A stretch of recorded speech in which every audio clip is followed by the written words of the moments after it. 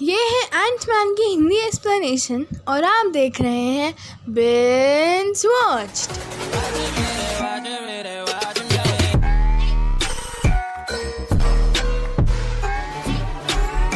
अगर आपने पिछली 2 वीडियोस नहीं देखी जो हैं all Marvel movies in chronological order जो कि स्पॉइलर फ्री है, उसमें आपको मार्वल मूवीज के सीक्वेंस में देखनी है वो पता लग जाएगा।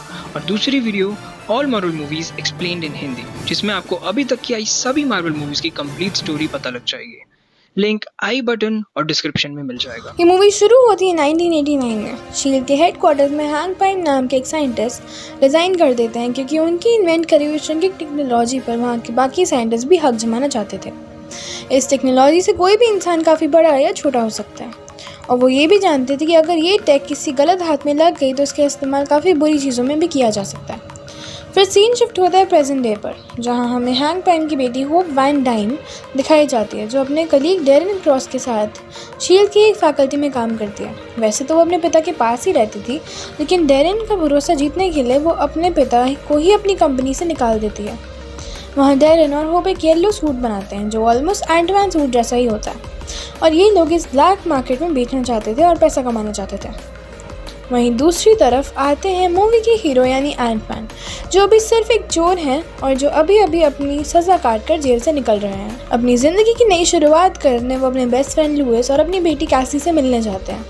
वहाँ उसकी एक्स वाइफ मैगी और उसका करंट हस्बैंड पैक्सटन भी होता है। अब वो जेल से बाहर तो आ गया, लेकिन उसे कोई भी जॉब नहीं मिल रही थी उसके क्रिमिनल रिकॉर्ड को चलते। अब वो इस प्रॉब्लम का सोल्यूशन निकालने के लिए उसके बेस्ट फ्रेंड लुइस के पास जाता है। क्योंकि वो खुद चोरों का राजा होता है, तो वो स्कॉट को फिर से एक चोरी करने का आइडिया देता है, और स्कॉट जो कि काफ़ी बुरी कंडीशन में था उसकी बात मान जाता है। लुइस उसे एक ऐसा घर बताता है जिसमें उसके हिसाब से बहुत सारा पैसा होगा, और बिना किसी सेकंड थॉट के चल पड़े स्कॉट साहब। इतने बड़े बड़े लॉक खोलने के बाद उसे मिला क्या? एक मोटरसाइकिल सूट। इतने में ही पुलिस वहाँ आ जाती है और हैंक पाइम भी।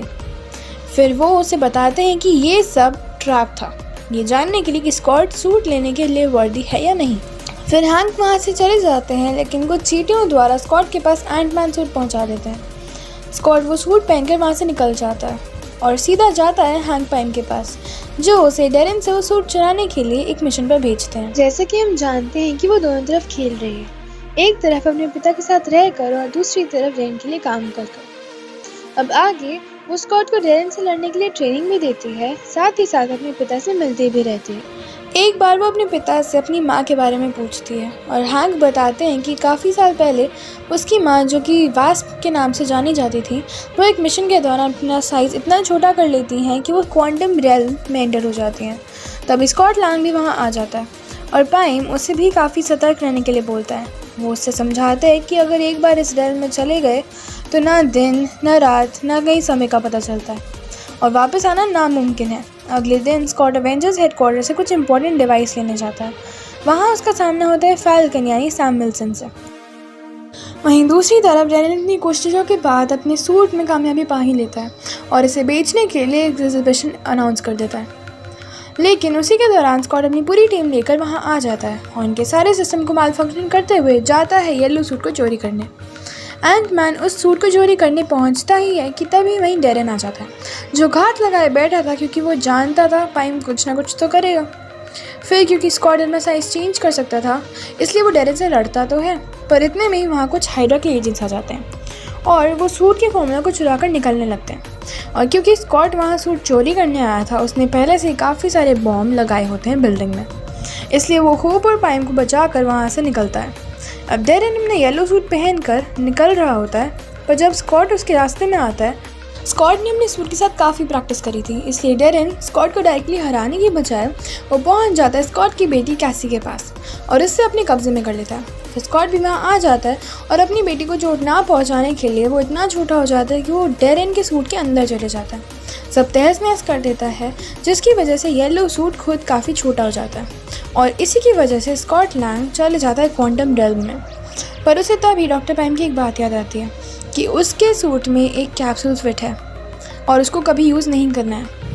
स्कॉट उससे अपने सूट में लगा कर एक पर्टिकुलर टाइम पर सेट कर देता है और सारे क्वांटम प्रोसेसर रिवर्स हो जाते हैं और वो अपने नॉर्मल साइज़ में वापस आ जाता है।